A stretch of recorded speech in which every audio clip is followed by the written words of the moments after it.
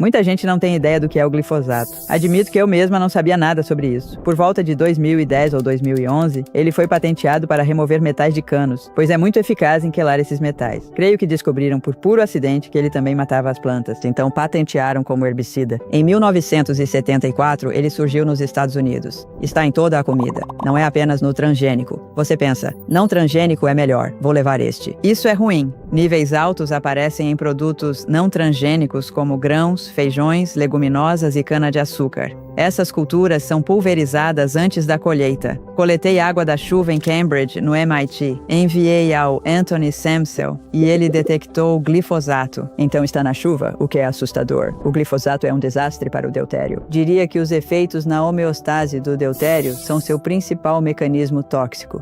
Isso envolve, em parte, a interrupção do microbioma intestinal. Stephanie, vamos começar do geral.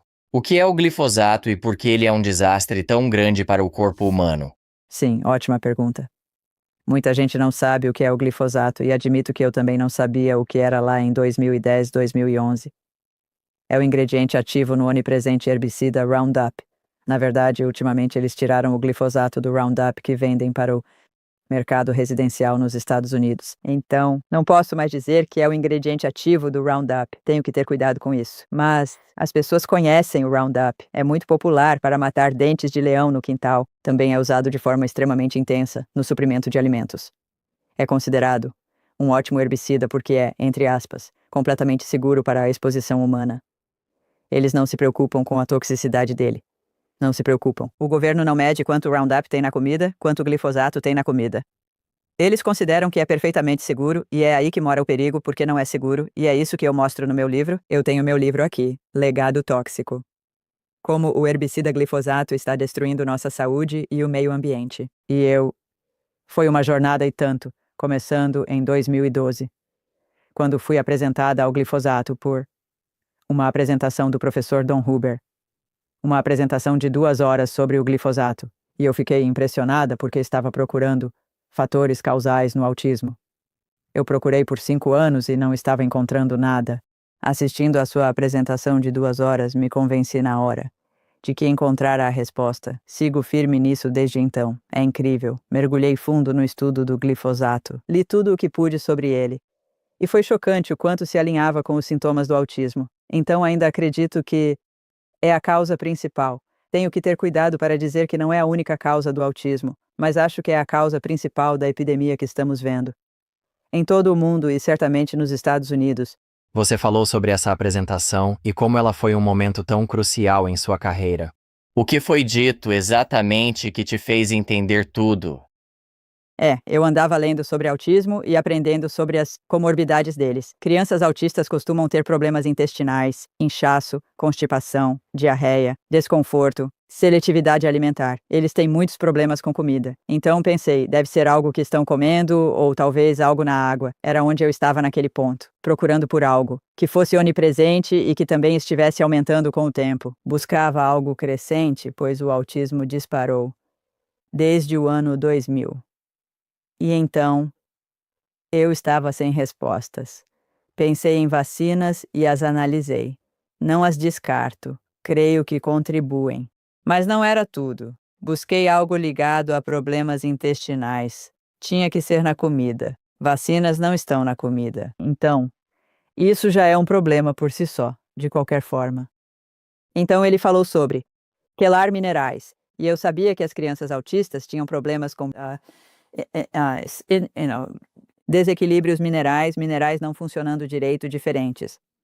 Enzimas sendo afetadas por deficiências de minerais e os minerais se ligam ao glifosato e isso os mantém longe das enzimas que precisam deles. Eu já conhecia a disbiose intestinal no autismo e ele falou sobre como o glifosato desequilibra as bactérias do solo e também as bactérias do intestino, eliminando preferencialmente as bactérias benéficas e permitindo que os patógenos se desenvolvam e cresçam. E então você tem um intestino inflamado. A doença inflamatória intestinal é uma das doenças que está aumentando exatamente no mesmo ritmo e é também uma característica presente em muitas das crianças autistas. E há também condições como a doença celíaca com problemas autoimunes. Crianças autistas costumam sofrer muito com eczema e asma. Isso provém da forma como o glifosato altera a quebra das proteínas, gerando anticorpos que acabam atacando o próprio corpo por mimetismo molecular. O foco recai no intestino, nos minerais e no microbioma, além da toxicidade hepática.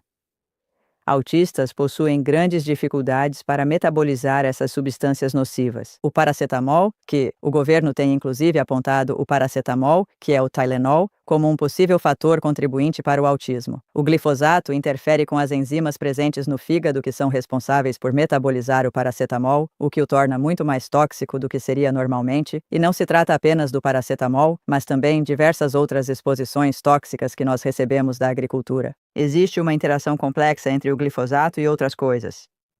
Mas o ponto principal é a interrupção do microbioma intestinal que, então, tornou-se Muitos pesquisadores renomados já notaram que o microbioma intestinal é o que dita a nossa saúde geral e ele falha drasticamente em diversas doenças complexas. A conexão direta entre a disbiose, essas patologias, incluindo o espectro do autismo, e os efeitos nocivos do glifosato é algo que se encaixa de maneira perfeita em nossos estudos. No geral, eu acho que é apenas, para mim, bem convincente que o glifosato seja um fator causal não só no autismo, mas em uma longa lista de outras doenças também. Algo muito perturbador sobre o microbioma. Você citou o fato do glifosato matar preferencialmente os micróbios bons. Certo. Fale sobre isso com mais detalhes. Isso é incrível. E, na verdade, me sinto muito orgulhosa de que, depois que assisti àquela apresentação, voltei e comecei a ler tudo o que podia. Sobre o glifosato, me uni ao Anthony Samsel. Publicamos vários artigos juntos.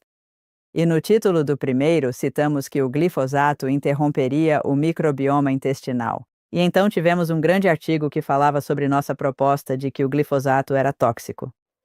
Esse artigo foi publicado na revista Entropy. E a indústria tinha conseguido fazer com que outro artigo fosse retratado, que era de um grupo francês. Seralini era o líder desse artigo, sobre ratos expostos a doses baixas de glifosato. Eu tinha lido aquele artigo e aquele artigo foi o que me impulsionou a continuar. Assim que ouvi a apresentação, li aquele artigo e disse, tem que ser isso. E continuei, procurando por mais dados.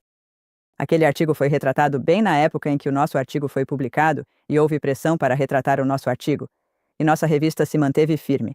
E eles até colocaram algo no site dizendo que não cederiam à pressão de interesses instalados que tinham uma alegação de que basicamente admitiram que a indústria estava tentando fazer com que o nosso artigo fosse retratado.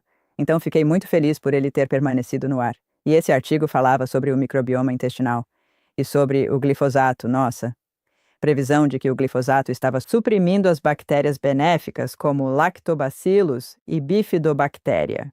É gratificante que 10 anos depois, outros estudos trouxeram evidências confirmando o que dissemos. Na época, era em grande parte uma conjectura nossa.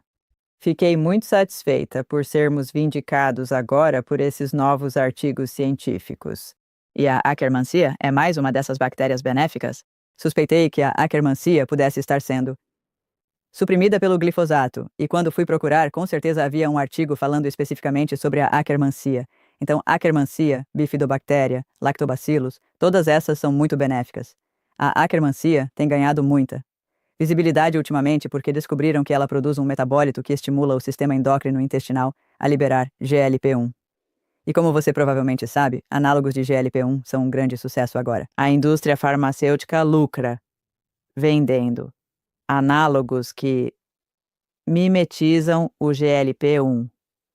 Pensa-se que falta produção natural por falta de Akkermansia. Por isso usam o remédio. Mas esse fármaco me preocupa bastante. Eles estão apenas fingindo, porque o GLP-1 sinaliza ao corpo que os micróbios intestinais estão saudáveis. Com isso, o corpo pode liberar insulina e agir corretamente no metabolismo. Se o funcionamento do intestino falha, o GLP-1 acaba sendo suprimido. É nisso que eu acredito do ponto de vista teórico. E assim, quando ele é suprimido, então você tem diabetes, engorda, todos esses problemas. Mas porque seu corpo sabe que os micróbios intestinais não estão funcionando corretamente, o que tem implicações enormes para a saúde humana. Porque os micróbios intestinais fornecem nutrientes vitais ao hospedeiro, Se falham, soa um alerta vermelho no corpo, exigindo cautela e mudando as estratégias metabólicas. Acho que o corpo passa a estocar gordura abdominal porque os micróbios não geram ácidos graxos saudáveis de cadeia curta em nível suficiente. E o butirato é outro exemplo que estudei. Muitos artigos saíram ultimamente sobre o butirato, que é um ácido graxo de cadeia curta produzido pelos micróbios intestinais, e ele alimenta os colonócitos que revestem o cólon, e então, esse é o alimento favorito deles. E foi demonstrado que ele é suprimido. A quantidade de butirato é baixa em muitas condições diferentes que têm a ver com a disbiose intestinal, e incluindo condições como a doença de Parkinson, que tem a ver com problemas cerebrais. Então está tudo conectado, o eixo intestino-cérebro. Quando os micróbios não estão felizes, o cérebro também não está feliz. Os micróbios avisam o cérebro que, ei, temos um problema aqui. Então acho que há uma espécie de problema sistêmico que surge como consequência de um problema intestinal. Esse problema é a disbiose. Vamos mais além. O que ocorre com os colonócitos e o que vem depois? Sim, bem, então os colonócitos não ficam bem porque não estão recebendo butirato suficiente. E as mitocôndrias deles, na verdade, ficam danificadas. E assim, eles não funcionam muito bem. E então, como consequência disso, você acaba tendo um intestino permeável. Essa é uma das coisas com certeza, é que o intestino fica permeável porque os colonócitos não estão saudáveis. E isso também foi demonstrado experimentalmente com o glifosato, que ele causa o intestino permeável. E isso é realmente um problema sério, porque então os micróbios conseguem atravessar a barreira e todos os metabólitos que eles produzem, muitos desses metabólitos, são tóxicos e podem atravessar a barreira por causa do intestino permeável, incluindo o glifosato que pode atravessar a barreira, e também o glifosato pode se ligar ao alumínio e levá-lo através da barreira, e então o alumínio pode circular e chegar ao cérebro. Publiquei sobre o glifosato escoltando o alumínio ao cérebro, característica marcante do autismo. Estudos pós-morte revelaram excesso de alumínio cerebral, algo visto também no Alzheimer. É claro que o alumínio no cérebro contribui para o desenvolvimento do Alzheimer. Autismo e Alzheimer disparam hoje. Acompanhando o uso de glifosato nas plantações principais. Ok, então pelo que entendi do que você acabou de explicar, com um pouco mais de nuances, o glifosato está mascarando metais como o alumínio, ajudando a escoltá-los através do intestino permeável até o cérebro. A acidez no cérebro permite que eles se desprendam um do outro. E Certo. então acabam por causar os efeitos tóxicos no cérebro. De ambos. Glifosato e alumínio, ambos ficam tóxicos ao se separarem. Sim, e é um problema gravíssimo. Então, quando se trata do intestino permeável, o mecanismo é o glifosato impactando isso diretamente ou é através do butirato e cortando esse combustível para os colonócitos? É difícil saber exatamente qual é o mecanismo, mas houve um estudo que demonstrou que o glifosato causa isso. Acho que houve 2 estudos revisados por pares que mostraram experimentalmente que, com a exposição ao glifosato, o intestino ficou permeável. Então, eu não sei se esses artigos entenderam qual era o mecanismo, mas suspeito que tenha a ver com o butirato. E a inflamação, danos aos colonócitos. E então, eles não conseguem manter a barreira. Certo, então houve alguns mecanismos diferentes que você mencionou no início. Entramos no microbioma. Outro deles foi a questão dos minerais presentes no solo. Sim, Então o glifosato está quelando minerais, não permitindo que as plantas os absorvam. Ao certo. comermos as plantas, elas estarão pobres em minerais. O mesmo ocorre se comermos os animais que as ingeriram. Sim. E obviamente há sim um problema nesse ponto também. Então vamos entrar no mecanismo. E em quais minerais são muito impactados? Sim, na verdade, escrevi um artigo inteiro sobre o manganês, o que é interessante. E claro, o magnésio é um mineral magnífico, tão importante porque tantas enzimas dependem do magnésio como catalisador, então muita coisa fica comprometida sem o magnésio adequado. Manganês, magnésio, cobre, zinco. Bem, vejamos o que mais então. Esses são os principais: manganês, magnésio, cobre e zinco. Todos mostraram ser quelados pelo glifosato. E claro, esses minerais são interessantes porque podem ser tóxicos. E na verdade, eu diria que talvez até o ferro, não tenho tanta certeza assim sobre o ferro. Mas o ferro sim, ele realmente atrapalha o ferro, com certeza. Não sei, no entanto, até que ponto ele se liga ao ferro. Ele desregula o ferro ao desorganizar as enzimas que são responsáveis por seu gerenciamento. Portanto, é uma história bastante complexa. Eu escrevi sobre alguns desses aspectos em meu livro. De qualquer forma, a deficiência de manganês é sim uma característica marcante do autismo. E o que é realmente interessante sobre o manganês é que o glifosato, ele age quelando-o, tornando-o assim biológica e quimicamente indisponível para o corpo. Na verdade, impede que ele seja reciclado. E o glifosato interrompe os ácidos biliares, então causa uma produção ineficiente de ácidos biliares por causa das enzimas CYP. As enzimas do citocromo P450 no fígado são suprimidas pelo glifosato, e o manganês normalmente é enviado de volta ao intestino pelos ácidos biliares, ligado a eles, e então distribuído pelo corpo através da circulação. E esse caminho ele acaba sendo fechado com o glifosato. Nós publicamos inclusive um artigo sobre essa teoria. O manganês é bastante interessante porque ele é de fato muito bom em viajar ao longo das fibras nervosas. E de fato existe uma condição, sabe, chamada manganismo, que aparece em soldadores porque eles se expõem ao manganês enquanto estão soldando. Eles o respiram pelo nariz e ele então viaja pelo nervo olfativo, indo até os centros cerebrais. E isso causa uma condição que é muito parecida com a doença de Parkinson. Então, é um excesso de manganês vindo do ar que o soldador inala, e isso acaba causando a doença de Parkinson nele. Mas agora você tem o mesmo sistema acontecendo com o nervo vago, só que a partir do intestino. E então, o glifosato impede a circulação do manganês por todo o corpo, o que significa que ele se torna deficiente na corrente sanguínea. Portanto, há uma deficiência sistêmica de manganês. E então, porque ele se acumula no fígado e também na vesícula biliar, ele acaba sendo enviado pelas fibras nervosas, já que ele viaja muito bem por elas. Ele sobe para os centros cerebrais localizados nos brainstem, núcleos do tronco encefálico, o que é algo realmente muito ruim. E é exatamente aí que se desenvolve a doença de Parkinson. Então, seja através do nervo olfativo ou através do nervo vago, o manganês está sendo levado aos núcleos do tronco encefálico e isso, por sua vez, pode causar a doença de Parkinson. E assim, de fato, a doença de Parkinson está associada ao glifosato. Muitos dos herbicidas estão diretamente ligados ao Parkinson. E eu me lembro de um artigo que foi realmente fascinante porque eles analisaram trabalhadores agrícolas e realizaram um estudo a respeito das associações entre diversos herbicidas e talvez até mesmo todos os tipos de pesticidas aos quais essas pessoas estiveram expostas e observaram a correlação com a doença de Parkinson. E eles identificaram uma correlação para muitos desses produtos. E então eles realmente deram um passo adiante para levar em consideração a que outras substâncias eles estavam expostos simultaneamente e para fazer uma correção em relação a todas as diferentes exposições. E quando eles fizeram isso, tudo mais diminuiu e o glifosato, por sua vez, aumentou. Em outras palavras, realmente parecia que o glifosato era o sinal mais forte do que os outros. Então acho que o glifosato é um grande fator de risco para a doença de Parkinson. Certo, agora sabemos que o glifosato é veneno. Quanto disso uma pessoa comum está ingerindo? E então, quão pouco já é demais?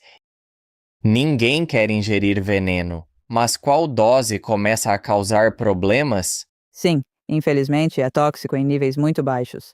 E houve estudos, por exemplo, com ratos expostos ao glifosato em doses baixas, bem abaixo dos limites regulatórios, mostrando um desenvolvimento de doença hepática gordurosa mesmo com essas doses muito baixas. E eu mencionei o estudo Seralini que foi retratado. Foi republicado, aliás, então ainda é válido em um periódico diferente. E esse estudo foi realmente fundamental. E foi isso que me convenceu, como eu disse, a continuar com o glifosato. Ele basicamente repetiu um experimento que a indústria havia feito. Ele copiou toda a estratégia deles com ratos no grupo de controle e em todos os grupos tratados, e o número de ratos e o tipo específico de ratos. Ele copiou o que eles tinham feito. Avaliaram por 3 meses. Diziam que sem nenhum sintoma nesse prazo estaria tudo bem.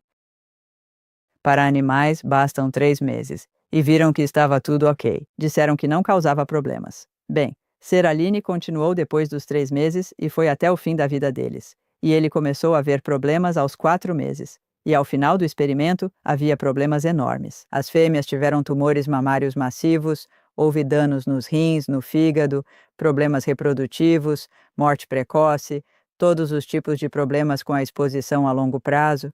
Então é uma morte lenta, esse é um ponto importante. É uma morte lenta e também pode ser prejudicial em níveis muito baixos. E os limites regulatórios não são adequados. Então está em todo o suprimento de alimentos. E isso é algo que minha amiga Zen Honeycutt tem nos mostrado. Como eu disse, o governo não se dá ao trabalho de testar. Acho que só testaram na soja em 1 ano, e acho que foi em 2012, e encontraram em mais de 90% das amostras de soja. Então está, simplesmente, em toda a soja. O que não é de surpreender porque a soja é uma cultura OGM, uma cultura Roundup Ready. Mas a Zen Honeycutt tem a organização Mães pela América. Ela tem essa organização onde recruta mães para ajudá-la, e essas mães podem coletar amostras. Então as mães coletaram amostras das merendas escolares, aquelas das crianças na lanchonete da escola, e as enviaram para serem testadas. Infelizmente, encontraram glifosato em 95% das merendas escolares analisadas. Outro estudo focado em fast foods revelou 100% de contaminação. O glifosato está presente em todo o suprimento alimentar. E não é só nos OGM. Você pensa, não OGM, ótimo, vou comprar esse. Isso não é bom, porque alguns dos níveis mais altos estão aparecendo em produtos não OGM derivados de. Há um monte de plantações que são pulverizadas logo antes da colheita e é usado como um dessecante para matar a plantação. Desculpe, usado como um dessecante. E essas culturas incluem trigo, aveia, grão de bico, feijão de bico, lentilhas, cevada. Então são basicamente grãos e feijões, leguminosas. E também cana-de-açúcar. Então todas essas plantações são pulverizadas logo antes da colheita. E isso é muito ruim porque é pouco tempo, muito perto da colheita, então não sumiu. Ele entra na semente e, na verdade, a níveis altos no germe de trigo, por exemplo, porque tende a ir para a semente quando a planta morre. Então eles matam a plantação porque estão prontos para colher. E ao morrer, ele vai para a semente e isso sincroniza a produção e aumenta a quantidade de alimento que você tira daquela cultura por causa desse processo de dessecação. E também dá uma vantagem sobre as ervas daninhas do ano que vem, porque você já atingiu o solo com o herbicida para tentar mantê-las longe. Então, os agricultores acham uma ótima ideia fazer isso. E claro que não percebem que é tóxico, mas acho que é enorme. Se pudéssemos apenas nos livrar do glifosato usado como dessecante, acho que estaríamos muito melhor, no sentido de que teríamos uma carga reduzida em nossa comida se fizéssemos isso. E eu até já ouvi você dizer que é ainda pior nesses alimentos que são não transgênicos. Sim, são níveis mais altos nesses alimentos. E isso é muito perigoso, porque podem ser rotulados como não OGM, e você pode pensar que está comprando algo bom, mas não está. E, claro, porque eu acho que o trigo é muito claro para mim, e não acredito que não seja claro para todos, que o glifosato é um fator importante na intolerância ao glúten. Temos uma epidemia dessas. Durante a maior parte da minha vida, eu não sabia que poderia existir tal coisa como intolerância ao glúten. Era tão raro. Eu não sabia disso até começar a ver esses alimentos sem glúten no mercado. Foi isso que me alertou primeiro que talvez algo estivesse acontecendo. E então pensei, bem, o trigo não é uma cultura OGM. Isso é muito estranho. Suspeitei imediatamente do glifosato, mas não conseguia justificar. E então, claro, olhei e vi. Meu Deus, está sendo pulverizado logo antes da colheita. Isso me convenceu e um dos meus artigos é sobre essa intolerância ao glúten, ligando-a ao glifosato. Sinto-me muito confiante de que o glifosato é a causa primária da intolerância ao glúten. Vamos dar um passo atrás e falar sobre a história aqui. Mas afinal, quem foi que criou o glifosato? Em que época isso aconteceu? Sei que o uso inicial dele era para uma finalidade totalmente diferente antes de mudarem o rumo, e então voltaremos gradualmente até os dias de hoje. Sim, ok.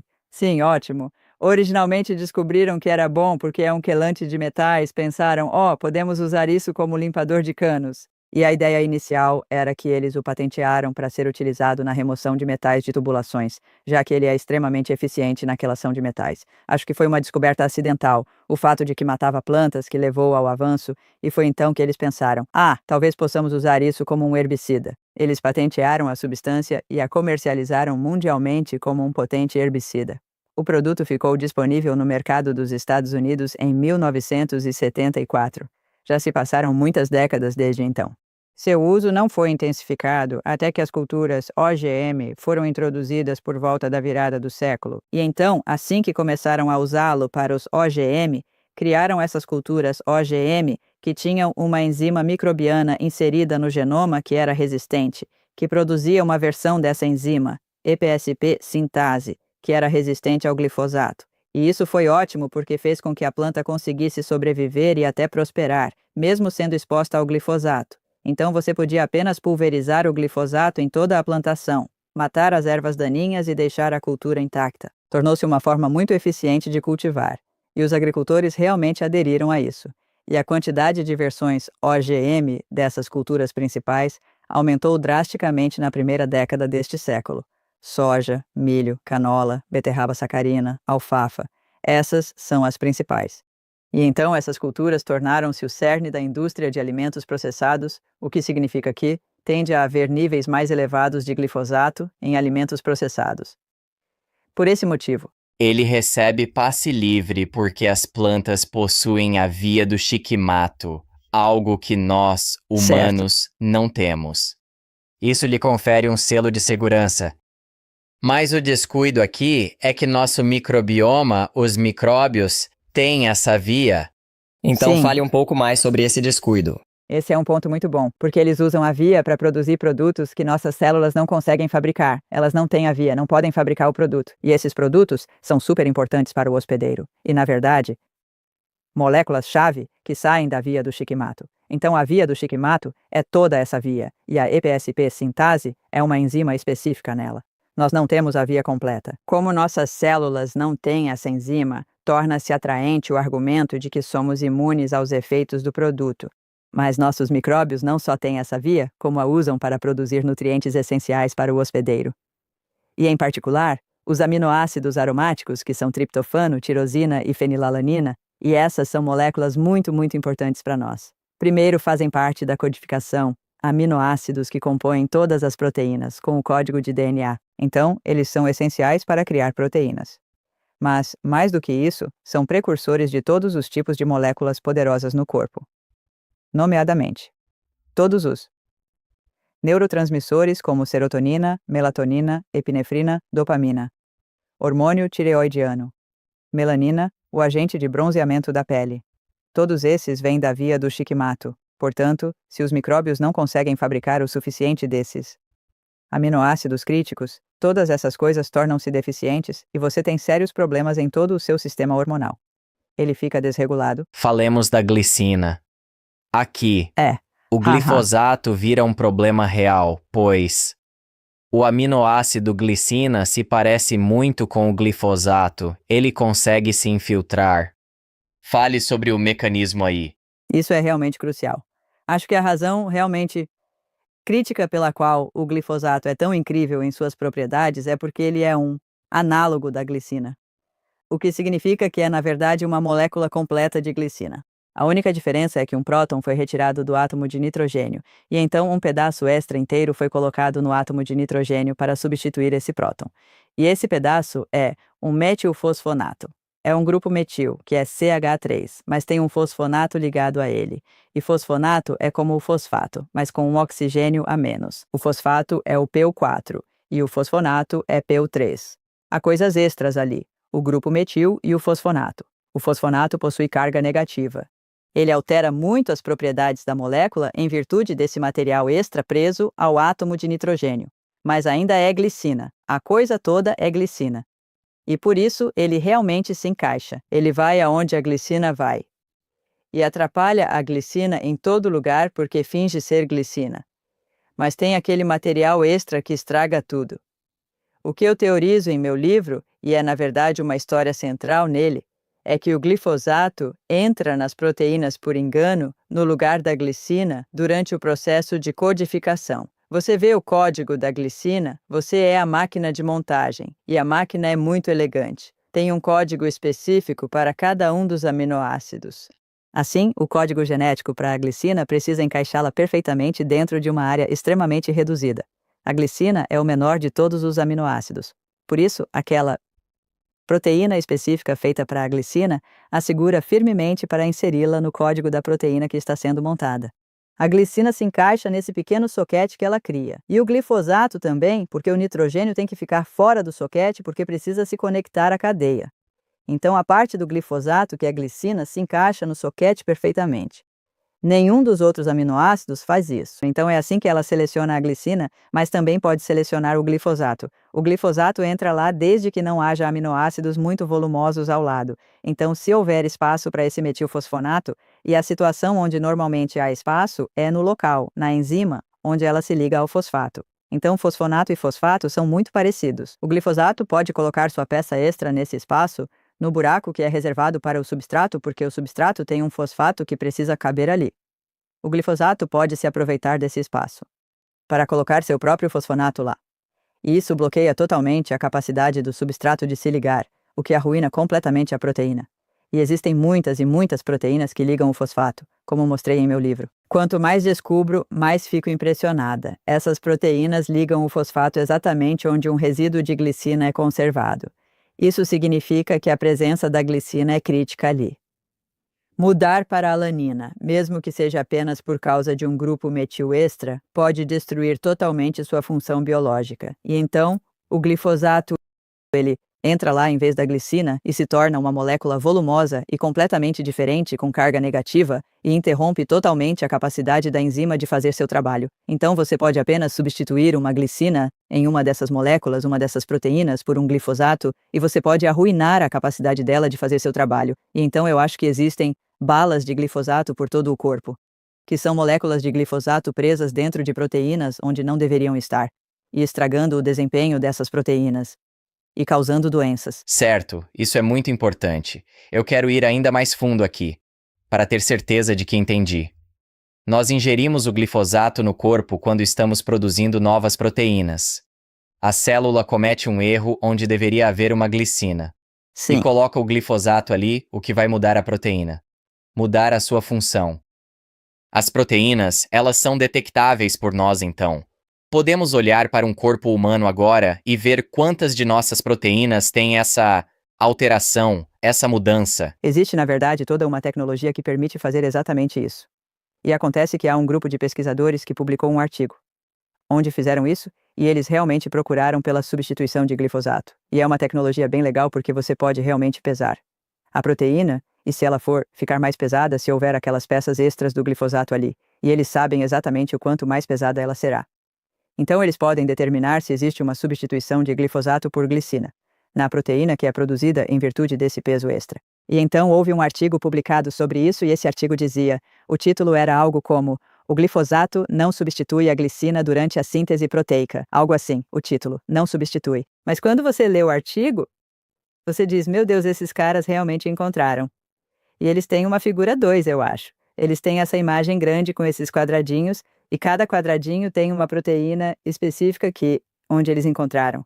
Eles detectaram substituição por glifosato em certas glicinas, e cada quadradinho tem em letras bem pequenas acima dele a sequência de aminoácidos que eles encontraram onde aquele glifosato estava lá porque era pesada demais. A glicina estava pesada demais pela quantidade exata para ser glifosato. E eles tinham 12 sequências de aminoácidos diferentes que eu basicamente anotei e pesquisei, porque você pode pesquisar e descobrir em qual proteína elas estão. E eu escrevi um pequeno artigo e publiquei no meu site onde critiquei aquele artigo e mostrei que aquelas proteínas específicas, 9 delas, tinham glicina que liga fosfato. Eram realmente belos exemplos da minha teoria de substituição pelo glifosato, de que os lugares onde as glicinas estavam sendo substituídas faziam sentido para mim nessas proteínas. E então, o que eu senti foi que o experimento. Então, eles alegaram que tudo era um erro, tudo era ruído, porque encontraram quantidades iguais tanto no grupo tratado quanto no grupo não tratado. Então, o que eles estavam tratando eram células cancerígenas. E essas células cancerígenas foram mantidas em cultura por décadas. Elas vieram de uma pessoa de antigamente uma mulher que tinha câncer de mama. E eles mantiveram essas células, elas são famosas, elas são usadas em muitos estudos. Então, elas foram cultivadas em cultura por muitas e muitas décadas. E quando você as cultiva em cultura, você as alimenta com nutrientes que quase certamente estão contaminados com glifosato. Portanto, essas células, tanto do grupo tratado quanto do não tratado, foram expostas a muito glifosato ao longo de suas muitas décadas vivendo em cultura. E ambas pegaram muitas moléculas de glifosato e as enfiaram em várias proteínas. E então, quando são cultivadas no experimento, elas quebram essas proteínas, liberam o glifosato e o colocam em uma proteína diferente. Então, elas produzem novas proteínas e colocam o glifosato que obtiveram da proteína anterior que foi decomposta, em todo o processo de vida. Então, eu acho que é esperado que o grupo não tratado também tivesse muitas substituições por glifosato. E então, minha sensação é que eles não confiaram em seus dados porque ambos os grupos tinham quantidades iguais. Mas eles deveriam ter confiado em seus dados porque os dados são realmente impressionantes em termos de quais sequências. Particulares onde o glifosato foi encontrado como uma substituição faz todo o sentido. Dado o que sabemos agora sobre o que você acabou de dizer, temos alguma ideia, em termos de porcentagem, das proteínas em nosso corpo que podem ser afetadas por isso? É difícil precisar a porcentagem, mas o colágeno preocupa pelas grandes faixas de glicina. Ele segue a sequência GXIC, onde cada terceiro aminoácido é uma glicina, uma chance enorme para o glifosato atuar. Várias doenças genéticas ocorrem quando uma única glicina no colágeno é trocada, causando essas patologias, como aquela onde os dedos dobram para trás e as articulações são flexíveis.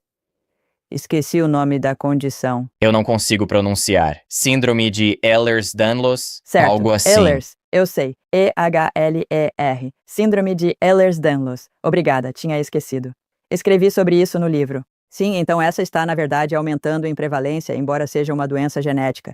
Então isso não faz muito sentido. Mas se for, de fato, o glifosato substituindo a glicina, vai causar um efeito semelhante. E especialmente se você já tiver a predisposição genética, terá mais probabilidade de ter problemas cedo se também estiver sendo exposto ao glifosato. Ehlers-Danlos, isso mesmo. A razão pela qual estou tão curioso é que parece que muitas de nossas proteínas no mundo moderno seriam afetadas por isso, dado o ambiente. Quão funcionais são essas proteínas, se agora Sim, estamos é uma. acumulando todos esses golpes ao longo dos anos e isso é tão disseminado? Quão bem essas proteínas estão funcionando em nossos corpos? Bem, é aqui que fica muito, muito complicado, e é por isso que acho que o glifosato é a causa de tantas. As pessoas discutem comigo. Tenho todas essas correlações que estão aumentando, todas essas doenças aumentando drasticamente, exatamente no mesmo ritmo que o uso do glifosato. E então as pessoas retrucam que uma correlação não significa causalidade. E então perguntam, como um único produto químico pode causar tantas doenças? Essas são as duas formas de resistência a essa afirmação, e acho que ambas têm resposta por quê.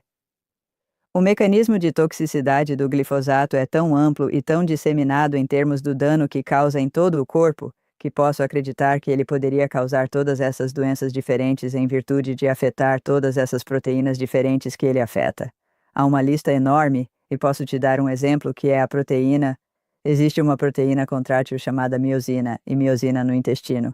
A miosina tem 11 glicinas que são altamente conservadas. Sempre que é altamente conservado, isso significa que é importante. Então eu faço isso. Quando faço minha pesquisa, procuro por glicinas altamente conservadas e depois olho para o ambiente delas para ver se coincidem, se elas ligam o fosfato.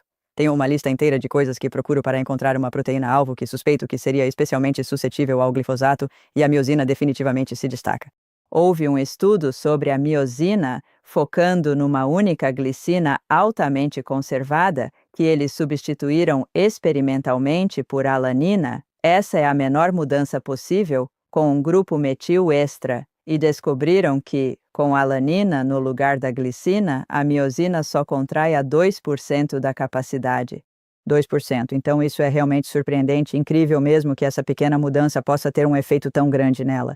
E eles também mostraram que, se apenas 2% das versões dessa proteína em uma fibra muscular tivessem esse problema, então toda a fibra muscular só poderia contrair com 50% da capacidade, porque elas meio que atrapalham as que ainda estão funcionando. Então, o glifosato não destrói cada molécula ali dentro, apenas destrói algumas. Mas se ele perturbasse 2%, faria com que a fibra muscular só conseguisse contrair com 50% da capacidade. Então, isso é bem grande. Sobre paralisia intestinal, houve um estudo de uma mulher que tentou suicídio bebendo uma fórmula de glifosato. E então eles fizeram um artigo para analisar quais foram os efeitos disso no corpo dela, para tentar entender o que ele está fazendo. E uma das coisas que apontaram foi muito impressionante, que ele causou paralisia intestinal nessa mulher. E isso provavelmente ocorreu porque estragou a miosina tão drasticamente que seu intestino ficou paralisado. Para alguém, que somos todos nós pelo que estamos dizendo aqui, que incorporou o glifosato em nossas proteínas, em nossos corpos. O que é o melhor que podemos fazer nesse ponto? Uma vez muito incorporado, difícil. podemos tirá-lo da Sim. proteína? Suponho que não. Mas o que fazemos? Isso é o que é realmente difícil. Acho que ele recicla continuamente no seu corpo. Você tem uma proteína que tem um pouco de glifosato, e então essa proteína é reciclada o tempo todo. Então essa proteína vai para o lisossomo, é decomposta em aminoácidos individuais, e aí o seu glifosato está livre novamente. E agora ele pode ir encontrar outra proteína. Então eu acho que o glifosato está constantemente mudando para diferentes proteínas no seu corpo, causando diferentes tipos de distúrbios o tempo todo. Então você tem balas de glifosato por todo o corpo. Se você vive com o glifosato há décadas, o que já vivemos a esta altura, e acho que todos temos muito glifosato espalhado pelos nossos corpos em várias proteínas, prontos para causar mais danos com algum outro.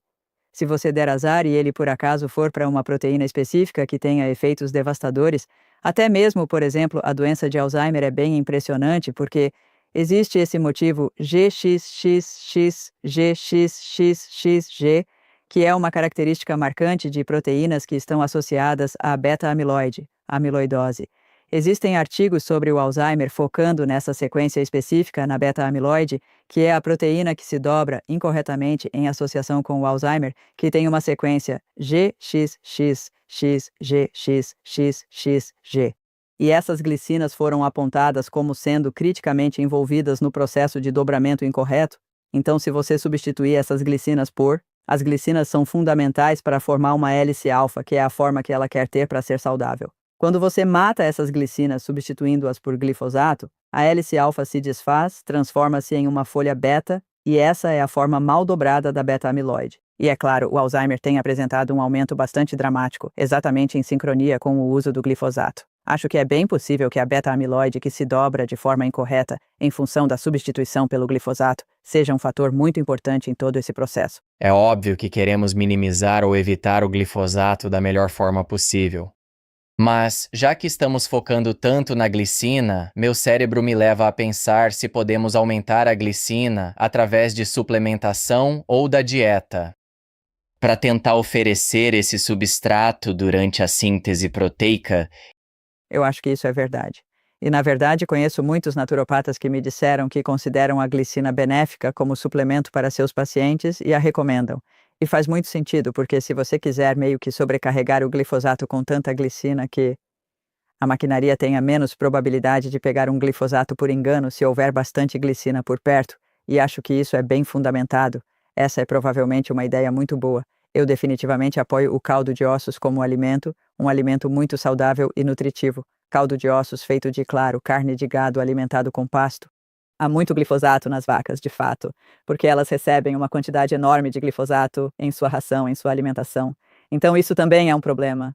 Com certeza, para mim, consumir alimentos orgânicos certificados é a medida mais importante que se pode tomar para reduzir a exposição ao glifosato, não para eliminá-lo por completo, pois ele ainda é encontrado em muitas amostras de alimentos orgânicos, mesmo que o uso não seja permitido. E o que podemos dizer sobre os animais? O que acontece quando eles acabam ingerindo glifosato por meio da ração ou mesmo no pasto natural?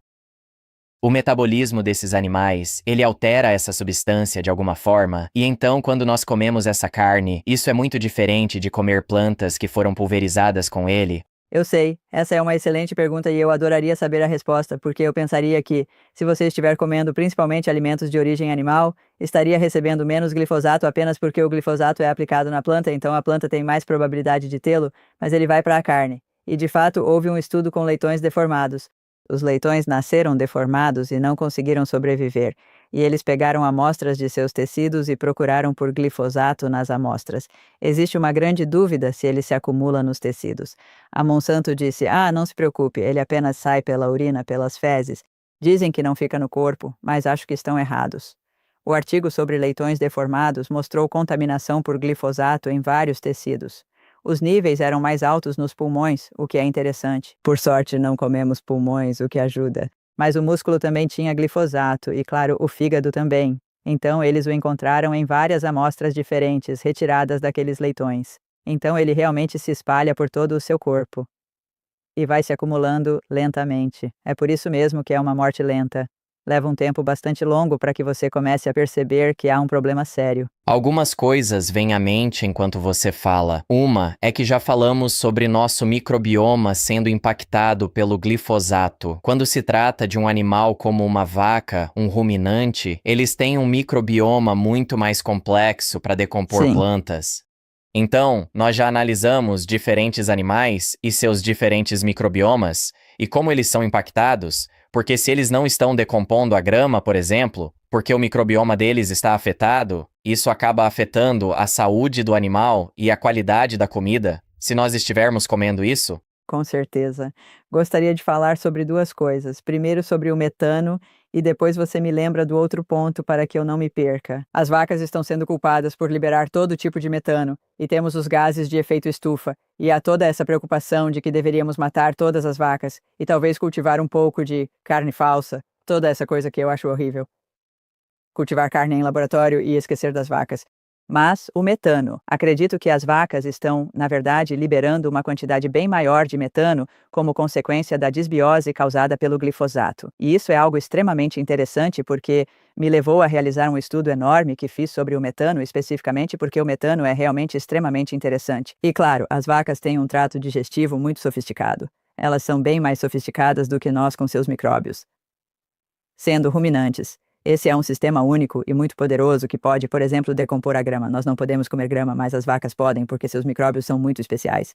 Mas os micróbios passam por todo um ciclo. Eles têm todo um processo do que eu chamo de ciclo de hidrogênio. Eles produzem gás hidrogênio e depois usam esse gás hidrogênio para reduzir o dióxido de carbono. E eles podem criar moléculas orgânicas. É, de certa forma, algo muito parecido com a fotossíntese. Eles utilizam o gás hidrogênio para capturar o dióxido de carbono presente no ar e, a partir disso, formar moléculas orgânicas. Todos os ácidos graxos de cadeia curta, como por exemplo o acetato, o propionato e o butirato, são produzidos por eles exatamente dessa maneira. E também metano, é claro. Eles usam o dióxido de carbono e o hidrogênio para produzir metano. E então esse gás metano pode ser liberado e causar problemas, ou também pode ser metabolizado em metanol, e depois em formaldeído, e depois em formiato. E então ele volta novamente e produz mais gás hidrogênio. Há todo um ciclo. Mas o formiato pode realmente ser usado como fonte de grupos metil para todas as vias de metilação, que são super importantes no corpo. Então, o metano é, na verdade, um nutriente muito importante se você puder transformá-lo nessas outras coisas e, eventualmente,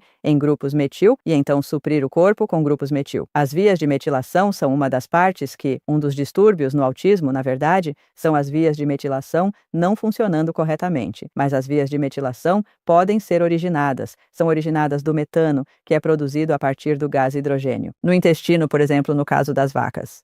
E o problema é que o glifosato suprime de forma muito significativa toda uma classe de enzimas, que são as desidrogenases.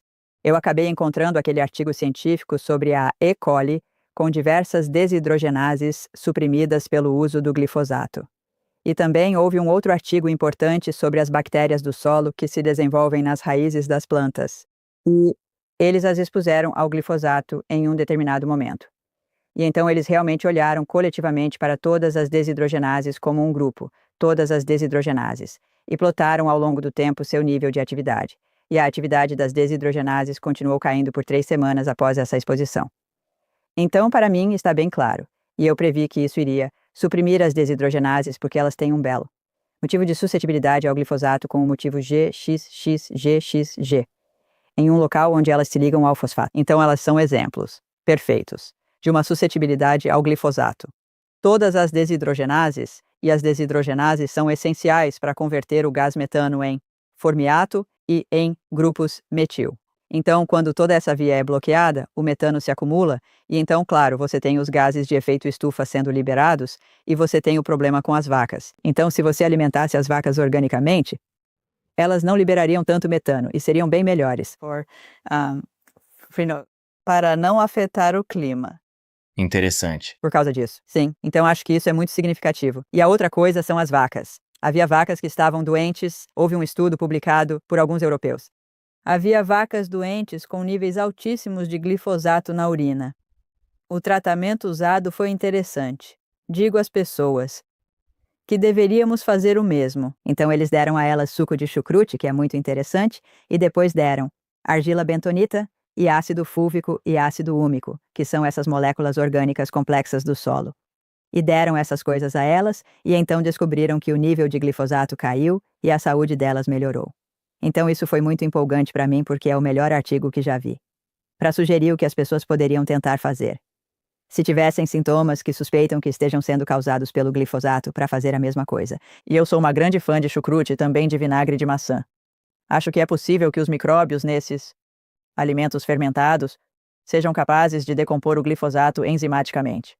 E se isso for verdade, acho que é realmente fantástico, porque você poderia até decompô-lo na boca antes mesmo de chegar ao intestino. Se você tiver os micróbios na boca que podem decompô-lo, Você pode transformar o glifosato em energia útil porque ele tem tanto fósforo quanto nitrogênio. Na verdade, é um fertilizante muito bom se você puder decompô-lo. Mas é difícil decompô-lo na maioria dos animais. A maioria dos micróbios não consegue decompô-lo. É complicado com aquela ligação carbono-fósforo, que realmente trava a maioria dos organismos e nossas células não conseguem decompô-lo. Revendo a lista, fermentados. Ácido úmico e fúlvico. Esqueci um. Argila Qual era? bentonita. Argila bentonita. Argila bentonita, como um aglutinante. Você mencionou no início da conversa o fato de que, para uso residencial, Sim. o Roundup agora não contém glifosato. Então, fale mais sobre isso e como vencemos essa, embora no contexto geral seja uma vitória pequena, mas ainda assim na direção certa. Sim. Sim. Na verdade, estou esperançosa de que o glifosato se torne completamente inviável comercialmente devido aos processos judiciais. E acho que isso realmente mudou o jogo nos Estados Unidos. E eu me lembro do momento em que eu vi que o Dwayne Lee Johnson venceu o caso dele. Acompanhou o caso do Dwayne Lee Johnson? Não acompanhei. Na Califórnia, ele era zelador de uma escola e ele usava exclusivamente glifosato para controlar as ervas daninhas nos terrenos da escola. E esse era o trabalho dele, e o glifosato era o único produto químico ao qual ele estava exposto. Então estava bem claro. E ele desenvolveu linfoma não Hodgkin no início dos seus 40 anos. Ele tinha filhos pequenos. Foi realmente triste ver. Ele tinha esse linfoma não Hodgkin, e ele procurou a empresa para ver se isso poderia ser por causa do glifosato. Eles meio que o ignoraram. Eles não o ajudaram em nada. E então ele decidiu processar e conseguiu advogados muito feras para ajudá-lo com o processo. E eu lembro de ler sobre o processo e pensar, bem, isso não vai funcionar. Eles têm esses advogados super poderosos. Eles sempre dão um jeito de escapar desses problemas. Mas fiquei tão chocada e agradavelmente surpresa quando ouvi que ele realmente venceu. Um júri concedeu a ele uma quantia absurda de dinheiro, tipo 380 milhões de dólares. Foi reduzido bastante, é claro, através de processos posteriores, com o juiz e tudo mais. Foi reduzido para um valor bem mais modesto. Mas esse foi o primeiro caso decisivo que abriu as portas para todas as pessoas que tinham linfoma não Hodgkin e achavam que o glifosato o causou. Todos esses processos começaram a surgir e houve 3 ou 4 outros desde então que também venceram com julgamento por júri com grandes indenizações. E então, a Monsanto foi vendida para a Bayer pouco antes de toda essa situação se desenrolar. E acho que a Monsanto estava realmente muito empenhada em ter advogados bastante competentes para evitar que essas questões avançassem. E eles provavelmente não estavam tão cientes da necessidade de serem tão cuidadosos com esses processos, porque uma vez que a porta se abriu, foi algo simplesmente incrível. E agora há aproximadamente 100 mil pessoas aguardando nos bastidores pelo seu dia no tribunal, para alegar que o glifosato foi o causador do seu linfoma não Hodgkin. A Bayer tem enfrentado dificuldades e se esforça para aprovar leis em estados individuais. Muitos estados estão sendo pressionados. Eles estão pressionando legislações nesses projetos de lei estaduais para serem considerados, que basicamente tratariam o glifosato como vacinas, dizendo que isso é tão importante para a nossa agricultura que não podemos nos dar ao luxo de ficar sem. Esses processos vão nos derrubar. Não seremos mais capazes de fabricá-los se tivermos tantos processos. Não teremos condições de fabricar. Precisamos proteger o glifosato. Então precisamos estabelecer leis que digam que você não pode processar. Não importa o quão ruim esteja a sua saúde por causa do que você acha que o glifosato causou. Você não pode processar porque o glifosato é sagrado. É tão importante para a nossa agricultura que não podemos nos dar ao luxo de perdê-lo. Esses são os tipos de projetos de lei que eles estão elaborando. E eles têm algo. Até, não sei se está naquele projeto enorme, mas está no nível federal também. Eles estão trabalhando muito para aprovar leis que protejam o glifosato, e isso é realmente assustador. E, ao mesmo tempo, eles estão ameaçando fechar completamente a produção de glifosato se não conseguirem aprovar essas leis. E espero que não consigam aprová-las e que acabem esquecendo o glifosato e simplesmente não o fabriquem mais, que é o que realmente precisamos. Claro, o que vai acontecer é que traremos de volta todos esses outros herbicidas que supostamente são muito mais tóxicos que o glifosato. Portanto, não será realmente uma solução se tivermos que recorrer ao glufosinato ou dicamba ou 2,4-D. São todos ruins. Na minha opinião, temos que nos livrar dos herbicidas. Não podemos usar herbicidas sintéticos na agricultura. Talvez possamos criar algumas formulações como, tipo, vinagre e sabão, sal, que não sejam tão destrutivas, ou estou realmente torcendo por technology, uma solução tecnológica. Eles têm esses tratores modernos que estão construindo agora que funcionam com energia solar, que têm visão, são inteligentes, têm um computador a bordo. Eles podem reconhecer uma erva daninha pela aparência. Podem carregar talvez um pouco de água fervente e pulverizar a erva daninha com água fervente e matá-la. Eu tinha essa noção ideal de que, se você se empenhasse, poderia descobrir uma maneira de controlar as ervas daninhas sem ter que trazer um monte de humanos para arrancá-las. Essa é a questão. O trabalho humano para arrancar ervas daninhas é muito caro. E ninguém quer fazer isso também. Então esse é o grande problema. Acho que se pudéssemos encontrar uma saída que não envolvesse produtos químicos tóxicos, estaríamos muito melhor. Quando você compartilhou a história do zelador no processo, ela começou a voltar para mim. Isso foi escrito no seu livro?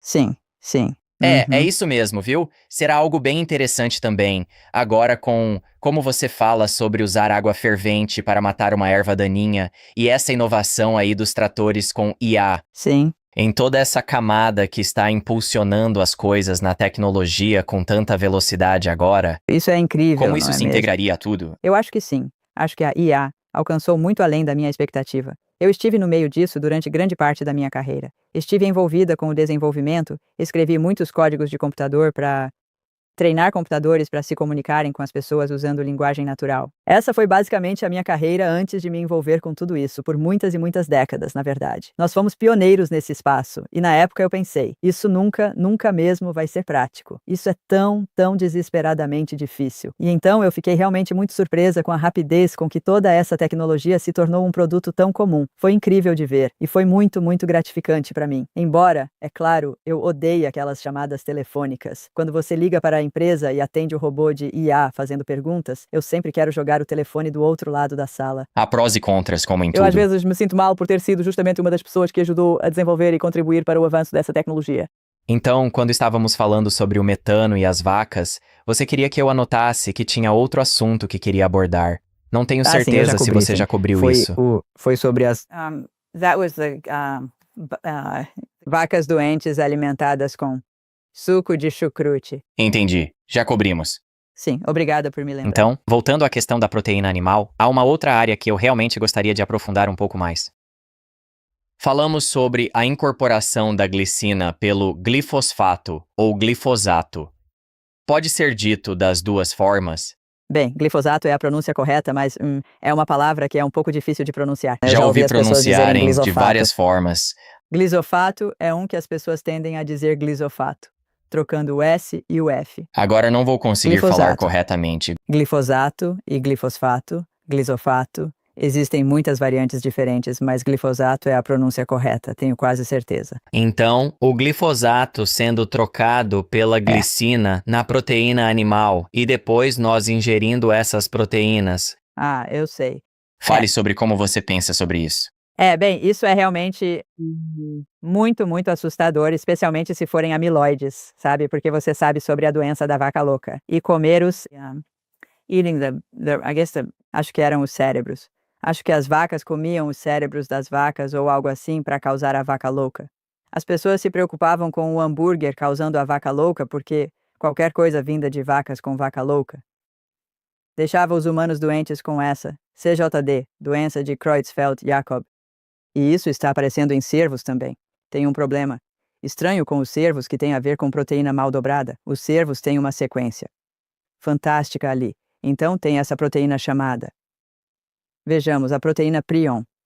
A proteína prion é uma proteína muito legal, mas é a que está associada à doença de Creutzfeldt-Jakob, que é tipo a vaca louca humana. Então todo esse campo dessa doença muito estranha que causa problemas cerebrais horríveis. As vacas têm algo assim. E as vacas, os cervos, as renas, e eles têm uma versão dessa proteína prion. Então animais diferentes têm versões diferentes da proteína prion, mas os cervos têm uma que tem essa sequência enorme e longa de GXXXG, GXXXG, GXXXG. Isso continua por caramba. Umas 20. 20 dessas unidades, realmente um número enorme. Nossa proteína prion também tem uma sequência longa disso, mas não é tão longa quanto a dos cervos. E então, eu suspeito que o glifosato esteja entrando nessas proteínas no lugar da glicina em uma dessas sequências de GXXXG. Está fazendo essa proteína se dobrar incorretamente. E se você comer a carne que tem a proteína mal dobrada nela, isso pode desencadear porque elas crescem. São cristais que podem gerar mais. Então, quando você é exposto a uma proteína mal dobrada. Ela pode fazer seu próprio corpo produzir mais. Moldada a partir disso, é uma doença, muito estranha. É tão fascinante em termos de biofísica. Realmente me fascina. Mas acho que é possível que o glifosato seja a causa da vaca louca. E também no problema dos cervos. E depois também na CJD em humanos. Devido a esse fenômeno que pode fazer a proteína se dobrar errado ao entrar na proteína no lugar daquelas glicinas. Até agora, estivemos focados no glifosato e no impacto negativo disso no corpo e no microbioma. E quanto ao aspecto OGM? Sim, o OGM. O fato de estarmos pegando a genética de bactérias e as colocando dentro das plantações. Então, deixando o glifosato de lado? Você vê isso como um problema por si só? Sim, é interessante porque acho que havia pessoas preocupadas com os OGMs muito antes de saberem de qualquer problema com o glifosato. Por causa da própria tecnologia OGM. Ter de fato essa proteína estranha na planta, ou até o processo que coloca essa proteína estranha na planta, o que mais isso faz com o genoma e como isso pode nos afetar? E acho que ainda existem perguntas em aberto sobre tudo isso. Existe um OGM que, por exemplo, produz um inseticida. Ele dá às plantas um gene que vem de um micróbio e que produz um inseticida com essa proteína. E isso significa que a planta passa a produzir esse mesmo pesticida e produz essa substância tóxica, pesticida, usando o gene que pegou emprestado do micróbio. Então, eles são incríveis com a habilidade de criar esses designs monstruosos que estão muito fora da natureza. E aí tem a tecnologia CRISPR também que está surgindo e eles tentam alegar que o CRISPR não é OGM. Eles tentam fazer o governo decidir que o CRISPR não precisa ser rotulado como uma tecnologia OGM. E o CRISPR deveria ser muito preciso e muito perfeito. Mas não é verdade, porque há todos os tipos de outras coisas que acontecem de forma inesperada, e estão descobrindo isso nas pesquisas que fazem, que ele não faz apenas o específico. O CRISPR faz edições genéticas específicas impressionantes. Há esperança de corrigir defeitos genéticos humanos sérios. Em teoria, a edição CRISPR consertaria problemas. Em embriões, por exemplo. É incrível algumas das coisas que se pode pensar em fazer. Mas o CRISPR não é preciso. E acontece que causa todos os tipos de outras mudanças genéticas de formas aleatórias que são completamente imprevisíveis quanto às consequências que podem ter. Os OGMs é interessante porque eles estudaram, eu fiquei chocada ao descobrir isso. Quando lançaram a tecnologia OGM, fizeram experimentos para ver se aquelas plantas eram seguras. Eles cultivaram as plantas OGM, que, por exemplo, tinham resistência ao glifosato, e as cultivaram organicamente. Não colocaram glifosato nelas. E depois testaram para ver se eram seguras para comer. Então, eles deixaram de fora uma parte muito importante do OGM, que era o fato de que você usaria o glifosato, e o glifosato apareceria no produto. Eles simplesmente deixaram a parte do glifosato de fora quando fizeram o estudo. Então, eles trapaceiam muito, e quando estudaram o glifosato para aprová-lo, deixaram de fora todas as outras coisas que estão no Roundup, porque você tem muitos adjuvantes e surfactantes diferentes que são adicionados ao produto para tornar o glifosato mais tóxico, capaz de ser melhor absorvido pelas células da planta. Tais substâncias também são tóxicas sozinhas. Artigos afirmam que outros componentes do Roundup superam a toxicidade do glifosato. Sem mencionar sim, a com interação de certeza. tudo isso junto. Exatamente. Isso faz com que o glifosato se torne mais tóxico, e também é tóxico por si só, por sua própria natureza. E então, essa é uma questão completamente diferente que, quando eles estudaram a exposição ao glifosato em estudos com animais ou em culturas de células, eles não incluíram aquelas outras substâncias lá. Eles simplesmente usaram apenas o glifosato puro. Hipoteticamente, um agricultor lê sua obra e abandona o glifosato. Quanto tempo leva para o solo e o campo voltarem ao estado normal? E temos tecnologias naturais que podemos usar para acelerar isso? Ora, essas são perguntas excelentes. E eu sei que há pessoas trabalhando nesse campo e acho que é uma área muito importante que precisa de mais pesquisa agora, porque acho que se finalmente percebermos que o glifosato não é bom, teremos muita gente ansiosa para tirá-lo do solo. O glifosato é interessante porque eles alegam que ele é metabolizado em algumas semanas em um ambiente normal, como no solo. Mas não é verdade. E certamente há solos onde ele sobrevive por muito tempo. Existe um estudo muito detalhado realizado no Brasil e citado no meu livro, que investigou a presença de glifosato no solo, de grandes lavouras transgênicas. Notaram que os níveis subiam a cada ano, pois o produto químico se acumulava progressivamente em vez de ser eliminado naturalmente. Então, acho que há muitos solos que estão presos com muito glifosato, e você precisa ter micróbios que possam decompô-lo, a luz solar pode decompô-lo, e certamente é o caso de você ficar num limbo. Se você tem uma fazenda onde usa glifosato há anos e decide, não quero mais fazer isso, quero torná-la uma fazenda orgânica. Você tem que passar por um processo que pode demorar bastante, porque vão testar seu solo para ver se está tudo bem. E se não estiver, você tem que esperar mais um ano. Enquanto isso, você cultiva sua plantação organicamente e sem usar glifosato, mas não pode vendê-la como orgânica porque não consegue a certificação. Então esse é um período de limbo bem desagradável. Eu adoraria ver o governo de fato dar alguns subsídios, qualquer um que tenha uma fazenda, que use glifosato, dizer, transforme sua fazenda em orgânica, e durante esse período, em que você não pode vender como orgânico, nós vamos te subsidiar com a diferença para te ajudar a sobreviver a esse período. Então você finalmente terá uma colheita orgânica para vender. Se o governo apoiasse isso, acho que seria fantástico para ajudar os agricultores a superarem essa barreira, porque existe esse obstáculo. Se o solo está contaminado por glifosato e você quer ser orgânico, não é possível mudar a chave e resolver amanhã. Dá para imaginar esses pobres agricultores que aplicam isso há anos e fazem parte de fazendas multigeracionais. Sei que isso é relativamente novo, mas mesmo que sejam 25, 30 anos, a exposição no corpo deles e o que isso está causando. Sim. Temos muitas pesquisas analisando isso? Bem, teve um filme que eu assisti que era sobre plantações de tabaco, e eu acho que foi no Brasil. E havia crianças envolvidas nisso. Foi um filme muito triste porque falava sobre esses agricultores que cultivavam tabaco. E acho que era para a Reynolds que eles vendiam. Eles tinham um relacionamento com eles. Era assim que vendiam seu tabaco. E a Reynolds exigia que tivessem tabaco OGM Roundup Ready e que tivessem que usar glifosato na plantação.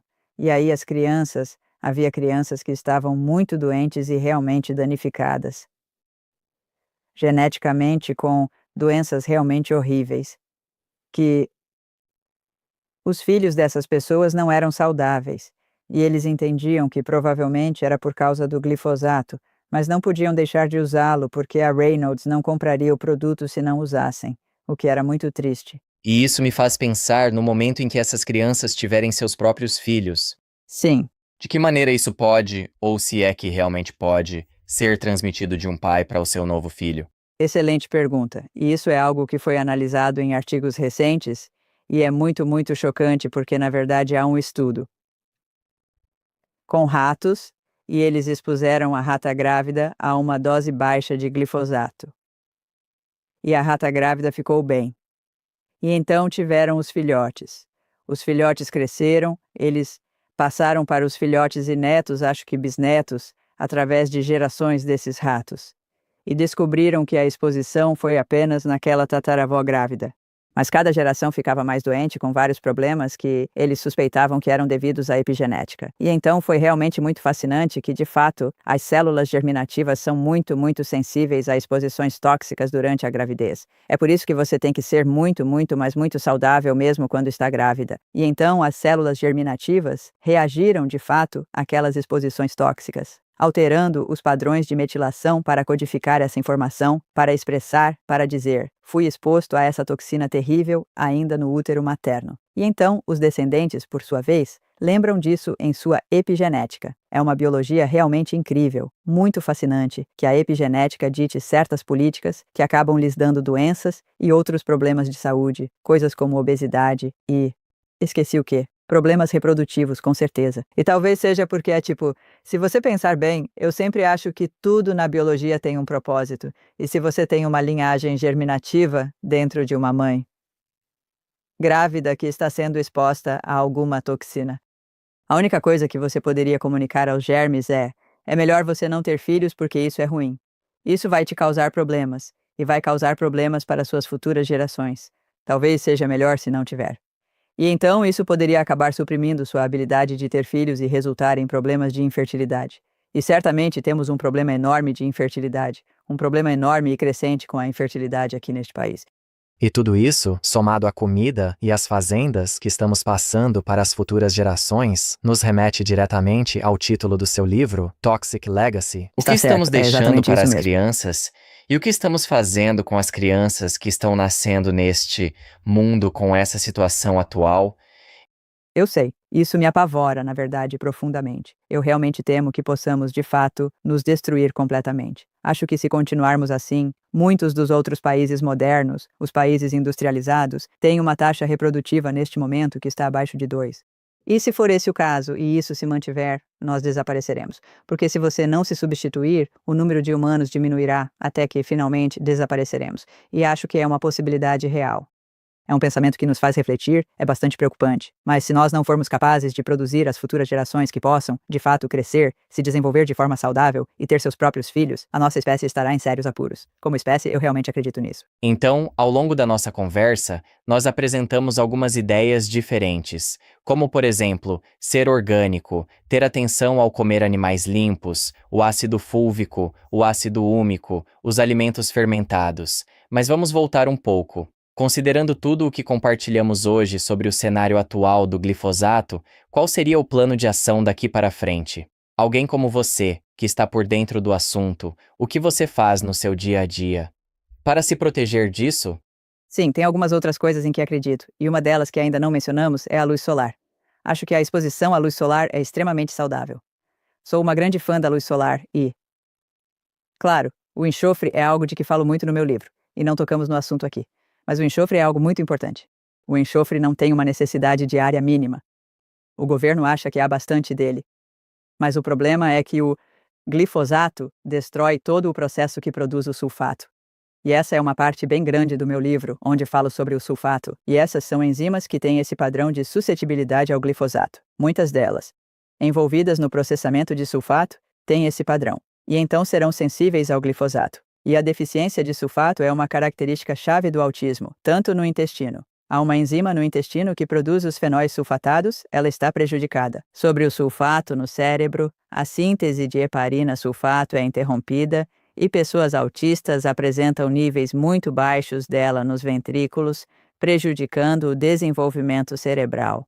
Isso é crítico. A deficiência sistêmica de sulfato afeta vasos, glicosaminoglicanos e sulfomucinas intestinais, elementos vitais para a circulação e saúde do intestino. E o glifosato interrompe as enzimas, que produzem o sulfato a partir de fontes de enxofre. Então, muita gente tem sensibilidade ao enxofre. Elas não conseguem comer alimentos que contêm enxofre. Acho que isso é consequência da exposição ao glifosato, porque o glifosato está interrompendo as enzimas que, por exemplo, convertem sulfito em sulfato ou reduzem o sulfito para produzir metionina. Ambas as vias são interrompidas pelo glifosato. E assim um sulfito é muito tóxico. E então você não pode ingerir, por exemplo, vinhos que têm sulfitos, você não pode beber esses. E há muitas pessoas que têm sensibilidade ao enxofre. Elas tentam evitar alimentos que contenham enxofre e ficam com deficiências sistêmicas de enxofre. E isso é muito ruim porque esses sulfatos são tão importantes no seu corpo, tanto para o desenvolvimento do cérebro quanto para a circulação, o sangue. Revestindo o sangue, existem todos esses sulfatos que estão ligados às células epiteliais, às células endoteliais que revestem os vasos sanguíneos. Então, deficiência de sulfato. Isso significa comer muitos alimentos que contenham enxofre. E eu sou uma grande fã de cebola e alho. Nós usamos eles o tempo todo na nossa cozinha. E claro, carnes, contendo enxofre, são ótimas fontes de cisteína, por exemplo, e metionina. Estes são aminoácidos contendo enxofre. E também comer muitos. Frutos do mar. Frutos do mar são uma escolha super saudável porque têm muitos minerais. Você busca por alimentos densos em nutrientes. Quando você come, você não quer ter apenas carboidratos vazios, como açúcar. O açúcar é um bom combustível, mas não tem o suficiente desses. Não tem nenhum desses, minerais e vitaminas e todos os polifenóis e coisas que estão nos vegetais. Então, apenas comer uma dieta rica em alimentos integrais, vegetais verdes e vegetais crucíferos são fantásticos. E eu como muitos desses também. E isso inclui o repolho, por exemplo. Chucrute é um ótimo alimento porque tem tanto o alimento fermentado quanto o enxofre no repolho. E alimentos fermentados e repolho e depois couve de Bruxelas, couve-flor, brócolis, Esses são todos vegetais crucíferos que têm muito enxofre. Então, minha dieta, eu acho que você chamaria de paleo. Eu como carne, e principalmente carne e vegetais, algumas frutas.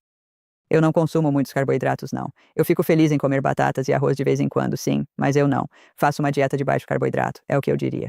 E tudo é sempre de alimentos integrais. E claro, tudo é 100% orgânico, sempre. Bem, considerando que o sulfato é tão importante para a sua dieta, você até o chama de obreiro de milagres no seu livro. Você acha que a suplementação de sulfato é algo que nós deveríamos de fato considerar? Acho que sim. Existe o metilsulfonilmetano MSM e o controverso de metilsulfóxido. Já ouviu falar dele? DMSO. Isso é realmente... Sim. Sim. Você tem uma opinião sobre isso? Na verdade, não. Não é algo com o qual eu tenha brincado muito. Eu estou testando agora e não tenho certeza. Eu não gosto de suplementos. Não tomo nenhuma pílula, por exemplo. Não tomo nenhum. Medicamento prescrito e não tomo pílulas. Mas eu tomo banhos de sais de Epsom quase toda noite. Só um punhado, não uso uma dose grande, apenas um pouco na água do banho. Sais de Epsom, porque isso vai ser enxofre. Isso é sulfato de magnésio. E o magnésio também é um problema. Temos muitos problemas com deficiência de magnésio.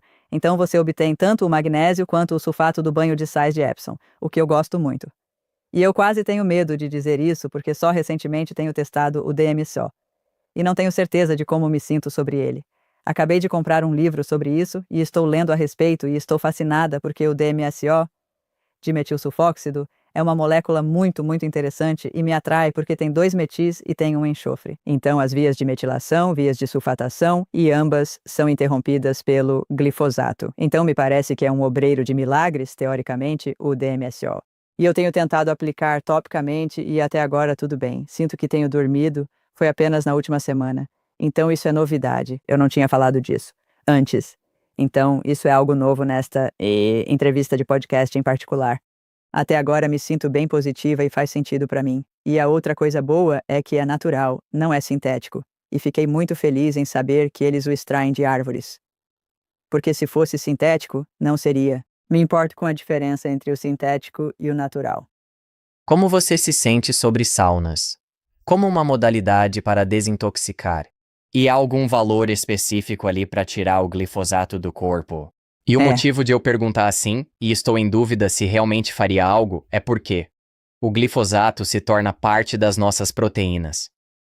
Então existe realmente um período de tempo em que temos a chance de tirá-lo do corpo. Antes que ele se torne parte de nós, Sim, eu sei que esse é um grande problema, não é? Sobre se ele está disponível para ser eliminado. Quando ele fica preso nas proteínas, é muito difícil se livrar dele. Porque você tem que quebrar essas proteínas primeiro e depois liberar esse glifosato na circulação e então empurrá-lo para fora através da pele quando você. Eu acho que as saunas são provavelmente uma boa maneira de desintoxicar. Eu pensaria que expelir até metais tóxicos, por exemplo, ou qualquer tipo de tóxico. Faria sentido para mim que seu corpo quisesse suá-los, para empurrar essas toxinas para fora pela pele. Seria uma ótima maneira de eliminar exposições tóxicas em geral.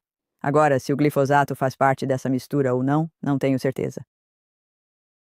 Mas faria sentido. Quando você o urina, eles o encontram na urina rotineiramente. Na verdade, muitas pessoas estão contaminadas com glifosato na urina. Então está sendo expelido pela urina. Provavelmente sairia pela pele também, ao suar. Acredito que sim. Algum valor em fazer testes para ver seus níveis atuais de glifosato? Pode fazer isso. A questão é a interpretação. O teste de glifosato na urina mostra a exposição das últimas 2 semanas. Então não vai... Você teria que, fazer isso várias vezes para conseguir ter uma noção de quanta variação existe de fato nessa exposição. Com certeza você ficaria muito feliz em descobrir que não tem nenhum. Isso seria fantástico. E então, é algo que você pode fazer. conecta-se ao E que se estiver disse. nas alturas, você começa a se preocupar de onde está vindo, porque você pode estar comendo orgânicos e ainda estar nas alturas. E é tipo, espera um pouco, como assim? Estou respirando isso pelo ar? Porque está no ar. Eu coletei um pouco de água da chuva em Cambridge, no meu laboratório no MIT, e enviei para o Anthony Samsel. E ele testou e encontrou glifosato nela, na água da chuva. Então está na chuva. O que é assustador.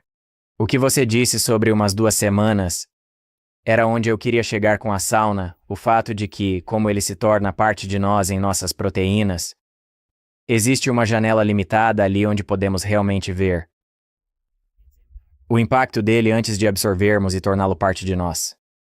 Há uma certa porcentagem, e eu acho que é uma porcentagem pequena, geralmente, que se incorpora às suas proteínas e o restante é eliminado pelas fezes, ou pela urina, ou então pelo suor. São várias formas de se livrar disso. Mas essa pequena porcentagem se acumula, essa é a parte perigosa. Certo, que bom que esclarecemos. Então- Eu não sabia que apenas uma pequena parte era incorporada. Mas se acumula com o tempo, e essa é a coisa realmente perigosa, porque você recebe mais e mais conforme vive mais, e então você começa a ter doenças quando viveu o suficiente para acumular glifosato suficiente para ser problemático. Certo, então o glifosato está presente na comida e também na água da chuva. E quanto à inalação apenas através do ar? Eu suspeito E que os cursos sim. d'água como é que ficam? Outras Sim. áreas que devemos estar atentos e conscientes para proteger nossos corpos? Eu quero voltar ao DMSO porque essa é outra coisa muito interessante sobre ele.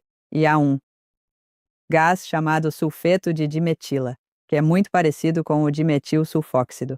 Ele só tem os hidrogênios e os oxigênios. O sulfeto de dimetila, os metilas, são dois desses grupos metila que estão presentes nas vias de metilação. Mas o sulfeto de dimetila é produzido por um organismo que vive em águas costeiras, em mares rasos. E isso é algo realmente... Eu fiquei tão fascinada quando li a respeito disso. E esse organismo é absolutamente crucial. Ele libera esse gás que sobe para o ar e então semeia nuvens. E assim ele ajuda a formar a chuva sobre o oceano. E esse organismo é muito sensível ao glifosato. Encontrei um artigo que mostrou que ele morre pelo glifosato. Então pense no rio Mississippi e todo aquele glifosato vindo de todas aquelas plantações e desaguando no Golfo pela foz do rio Mississippi, matando esses caras que produzem o sulfeto de dimetila, o que impede as nuvens de se formarem, o que torna os oceanos mais quentes porque há mais sol, aquece os oceanos e é isso que está matando os corais. Então acho que pode haver uma conexão nisso tudo. O sulfeto de dimetila é oxidado lá em cima naquelas nuvens e é convertido em adivinhe o quê? Dimetilsulfóxido. E então a chuva, na verdade, joga o dimetilsulfóxido nas plantas, na terra. E elas adoram. Elas o absorvem como fertilizante para prover tanto os grupos metis quanto o enxofre. Então eu acho que esse é um ciclo super interessante. A nível global, que está sendo bagunçado pelo glifosato, que está fornecendo a essas plantações nutrientes muito úteis em termos de enxofre e grupos metis. Isso é realmente fascinante para mim. Você mencionou rápido ali o fato de não ser muito fã de suplementos.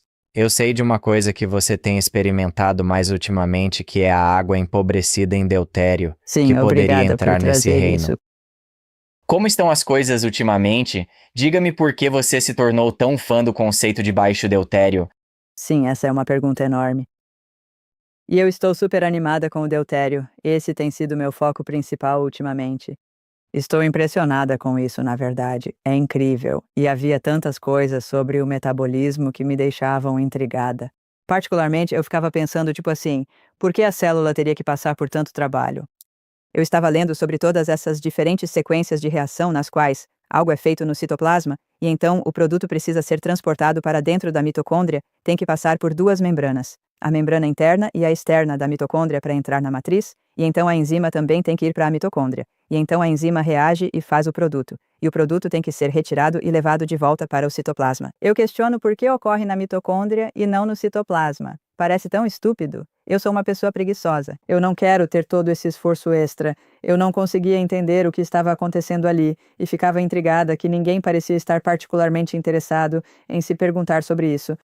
Por qual motivo isso precisa ser algo tão extremamente complicado? E sinto que agora tenho minha resposta, e tem a ver com o deutério. Porque quando olho para essas coisas que têm essa propriedade, estou sempre procurando onde essa enzima é expressa e qual é o produto que ela está produzindo, e muitas vezes, quando está dentro daquela matriz, um subproduto é a água. E eles meio que ignoram a água. Ah, sim, água, tudo bem. Mas essa água vai ser empobrecida em deutério se essa enzima for capaz de evitar o deutério em sua reação. E se esse substrato já estiver empobrecido em deutério, o que você pode determinar se puder rastrear até aqueles micróbios intestinais. Então eu acho que tudo aquilo que mencionei sobre o gás hidrogênio e a reciclagem, isso é crucial porque quando eles produzem o gás hidrogênio, O gás tem 80% menos deutério. Deutério, a propósito, é hidrogênio pesado. Não sei se as pessoas sabiam disso. O hidrogênio pesado tem um nêutron extra ali. Então, o hidrogênio é de longe o átomo mais comum no universo. É o menor de todos. É uma coisinha minúscula, apenas um próton e um elétron. O deutério tem um próton, elétron e um nêutron, o que o torna 2 vezes mais pesado. É um isótopo de hidrogênio, o mesmo que o carbono 14. O carbono 14 é um isótopo de carbono. Mas ele é 2 vezes mais pesado, o que o torna muito, muito diferente do hidrogênio em termos de como funciona.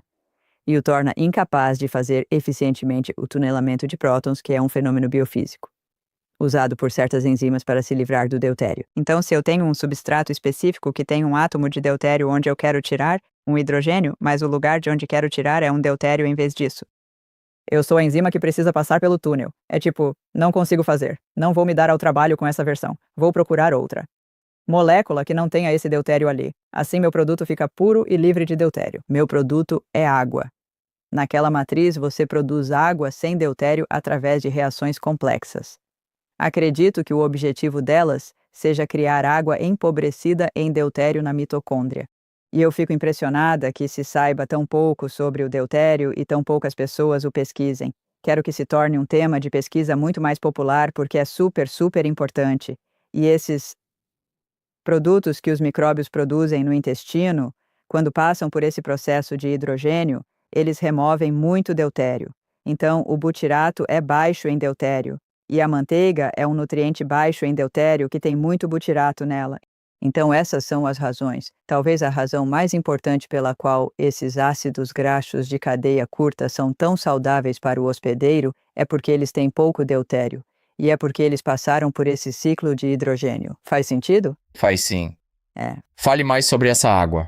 Água com baixo teor Sim, de esta deutério. é água com pouco deutério. Eu bebo um copo todo dia, mas uso só 1/3 de copo da água leve bem cara e 2/3 de copo de água comum. Assim eu faço algo que é basicamente água glacial simulada.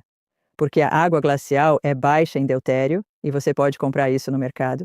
É porque o deutério tende a ficar no estado mais sólido. Então o deutério fica para trás no gelo quando o gelo derrete. E então a água que sai da geleira tende a ser baixa em deutério. Então o objetivo aqui é baixo deutério. Quais são as maiores agressões cotidianas que elevam o deutério em nossos organismos hoje? O grande problema é que o deutério destrói as bombas de ATPase mitocondriais. É central. Ele também danifica o DNA, o que é muito importante. Mas eu foquei nas bombas de ATPase, porque para ter disfunção mitocondrial como fator em tantas dessas doenças crônicas que enfrentamos hoje, você sempre encontra disfunção mitocondrial. E isso significa que as mitocôndrias trabalham de forma ineficiente. Elas deveriam produzir ATP. E o que acontece é que elas ficam menos capazes de produzir ATP. Elas produzem com menos eficiência e desperdiçam um pouco da energia, criando oxigênio reativo. Então, liberam radicais de oxigênio como peróxido de hidrogênio, superóxido, o radical de oxigênio, todas essas diferentes moléculas. A base de oxigênio que são altamente reativas. O chamado ponto OH, nem sei bem o nome, são moléculas de água incompletas, reativas, que danificam o DNA das mitocôndrias, pois elas o possuem. Isso causa mutações no DNA mitocondrial, algo bem sério. Elas também podem quebrar a bomba de ATPase, forçando você a produzir mais. Então, o deutério, na verdade, fica preso dentro das bombas. As bombas têm muitos prótons sendo empurrados através delas, que é a força motriz protônica, a força que realmente cria o ATP. O ADP é convertido em ATP. Uma molécula de água sai, e essa é uma molécula de água com baixo teor de deutério porque esses prótons têm pouco deutério. Todos os mecanismos focam em colocar prótons com baixo deutério no espaço intermembranar da mitocôndria. E então esses prótons com baixo deutério passam pelas bombas de ATPase. E sempre que um deutério passa, ocorre um travamento na bomba. Ela basicamente bloqueia. Isso causa um entupimento nas bombas, tipo artérias entupidas. E aí, isso acaba por causar problemas realmente enormes. A bomba simplesmente dá umas travadas, fica confusa e, por consequência, não funciona mais. E assim, você acaba por eliminar as bombas de ATPase por causa do deutério. E o metabolismo, então, ficou muito obcecado em manter o deutério completamente fora dessas bombas. E as várias enzimas que fazem isso, incluindo as desidrogenases, aliás, são muito, muito importantes, incluindo a NADH desidrogenase, que é suprimida pelo glifosato na E. coli. É uma daquelas desidrogenases que foi suprimida na E. coli. Essa entrega os prótons com baixo deutério ao espaço intermembranar. Isso é crucial. A NADH desidrogenase na mitocôndria, e o glifosato a suprime. Isso é algo muito sério, muito perturbador. Então, o glifosato causa danos mitocondriais, e isso leva a todas essas doenças diferentes que o glifosato causa. Certo, vamos agora voltar um pouco para a parte prática.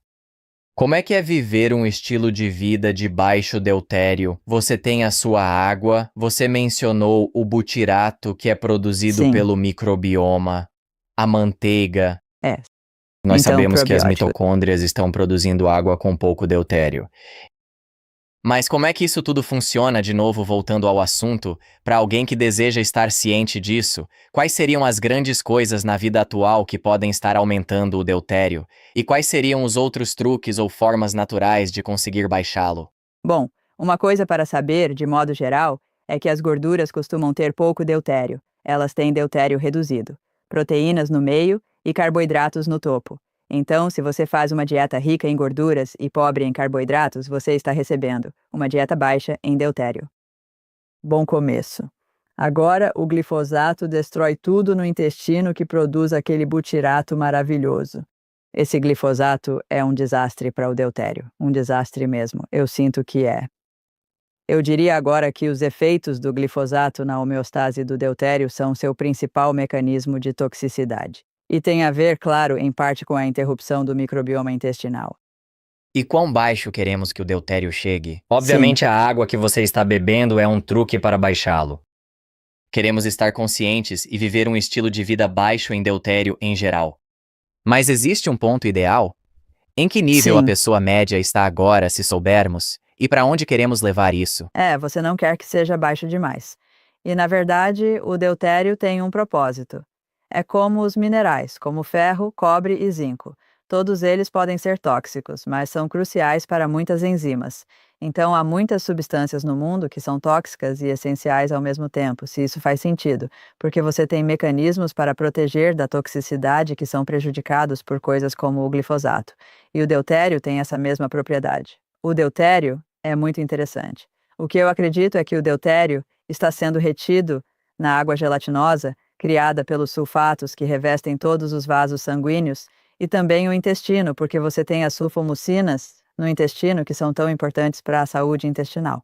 O sulfato cria a água em gel e é essa água em gel que, por sua vez, aprisiona o deutério. E o Gerald Pollack já demonstrou que a água em gel tem a capacidade de criar uma bateria. Você já teve alguma interação ou contato com o Gerald Pollack? Sim, ele virá ao programa em breve. Adoro o trabalho dele. O nome dele é sempre mencionado por aqui com frequência. Sim, ele é realmente muito legal.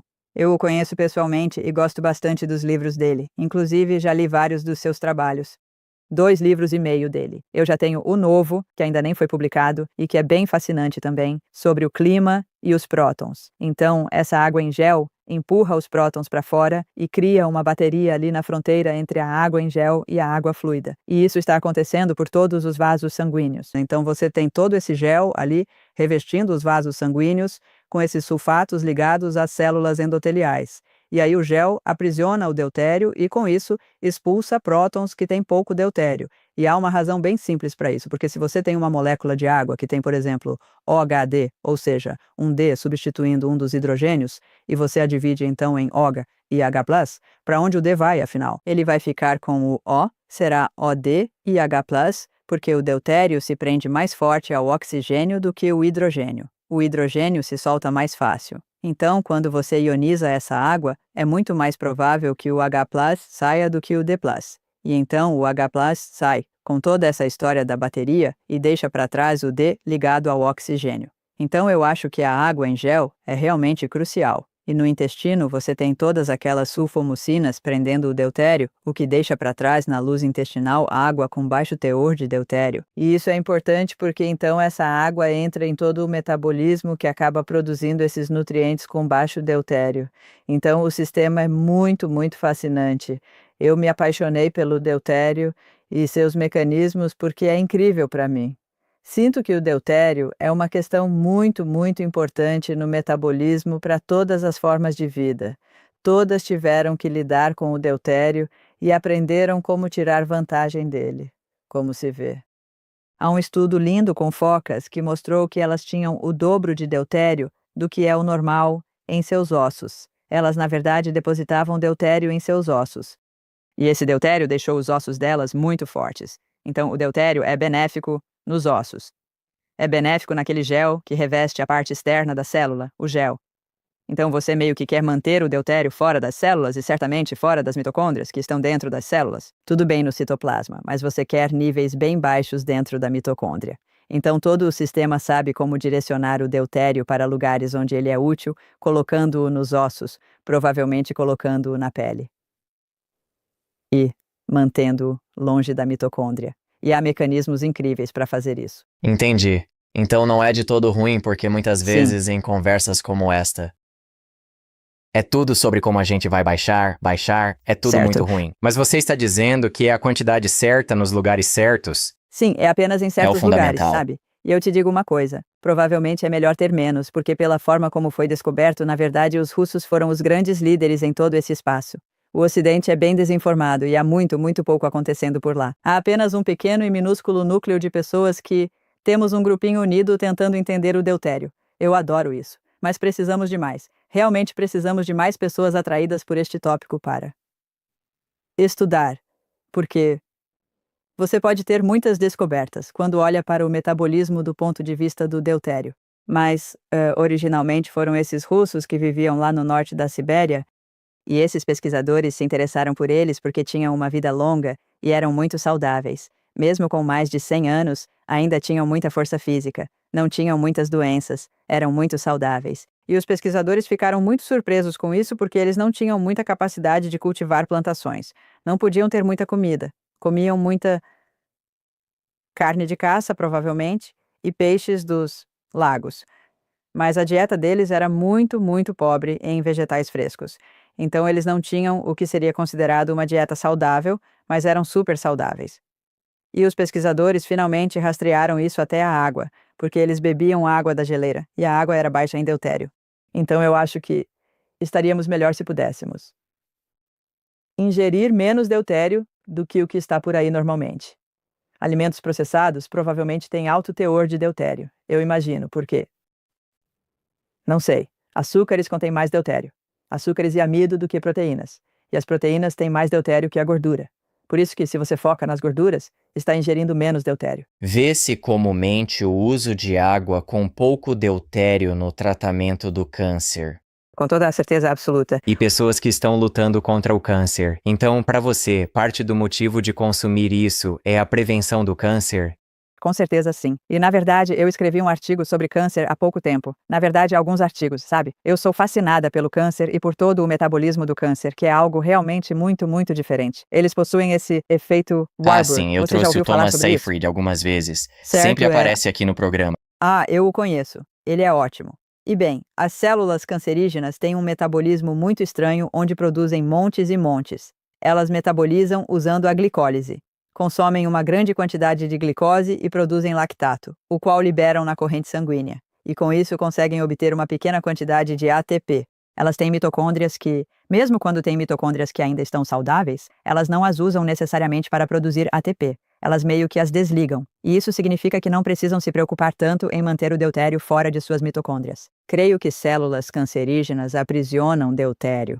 Meus artigos dizem que fazem isso intencionalmente enquanto expulsam prótons. Assim como a água em gel pode expulsar os prótons, as células cancerígenas usam uma enzima chamada VATPase. É diferente das que existem nas mitocôndrias. Ela funciona ao contrário, consome ATP e expulsa prótons contra um gradiente. Então, enquanto as outras, como se chamam, as FATPase, as que ficam dentro das mitocôndrias, elas usam o próton empurram os prótons através de um gradiente, onde há muito menos prótons para onde eles estão tentando ir. Então, os prótons que querem se mover para o outro espaço, e isso fornece a força motriz que gira o motor para criar o ATP. Então, esses dois tipos de ATPase se opõem. Um deles está empurrando prótons contra um gradiente, exigindo queima de ATP, e o outro está produzindo ATP ao permitir que os prótons passem para o outro lado onde querem ir por causa dessa concentração aumentada onde estão. Faz sentido? Isso não foi dito da melhor forma, mas tentando descobrir como dizer isso sem parecer muito complicado. Não, continue. As bombas de VATPase são realmente incríveis porque elas conseguem expulsar prótons, mas não deuterons. E existe um artigo fantástico sobre leveduras que analisou especificamente a sua VATPase e descobriu que, segundo uma citação bem interessante nesse artigo, elas eram possivelmente de fato totalmente incapazes de expulsar o deutério. Eles disseram que elas realmente não expulsam, não mesmo. A chance de expulsarem um deuteron é mínima, só expulsam prótons. Elas apresentam um forte efeito isótopo cinético do deutério. E essas enzimas VATPase estão trabalhando dentro dessas células cancerígenas, expulsando prótons para o meio, deixando para trás uma concentração maior de deutério dentro da célula. Então eu acho que as células cancerígenas são, na verdade, acredito que sejam causadas pela toxicidade do deutério e por um sistema de deutério interrompido e mitocôndrias quebradas sistemicamente. E o câncer, na verdade, está ajudando a resolver o problema ao liberar água com baixo deutério. E o lactato é um nutriente com pouco deutério que ele libera. Elas produzem quantidades massivas de lactato. Elas o enviam para fora e ele pode alimentar aquelas células imunológicas que se aglomeram.